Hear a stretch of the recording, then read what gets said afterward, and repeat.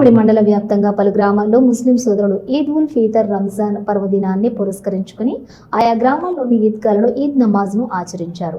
మండలంలోని ఇందుర్తి, ఒల్లంపల్లి, కొండాపూర్, చిగురుమామిడి, ముదిమాణిక్యం, బొమ్మనపల్లి తదితర గ్రామాల్లో ఆనందోత్సవాల మధ్య ముస్లిం కుటుంబాలు ఈద్ ఉల్ ఫీతర్ రంజాన్ పండుగను కనుల పండుగగా జరుపుకున్నారు.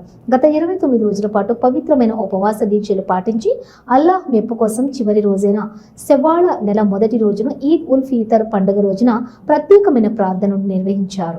భారతదేశంతో పాటు ప్రపంచవ్యాప్తంగా కులమతాలకు అతీతంగా శాంతి సామరస్యం పరణవిల్లాలని, ప్రతి మనిషి లోపల మానవత్వం బీజాలు జవజీవాలు పునర్జన్మనివ్వాలని, ఒక మనిషి సాటి మనిషి పట్ల ప్రేమ, అనురాగం, గౌరవం, మర్యాద ఇచ్చి పుచ్చుకునేలా ప్రతి ఒక్కరికి జ్ఞానోదయం కలిగించాలని అల్లాహ్ను ముస్లింలు ప్రార్థించారు.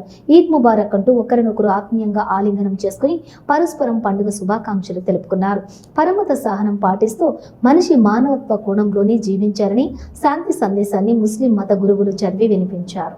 ఈ కార్యక్రమంలోని ఆయా గ్రామాల మస్జిద్ కమిటీల అధ్యక్షులు, ప్రధాన కార్యదర్శులు, వివిధ పార్టీల నాయకులు ముస్లిం సోదరులను ఈద్గాల వద్ద కలిసి పండుగ శుభాకాంక్షలు తెలియజేశారు.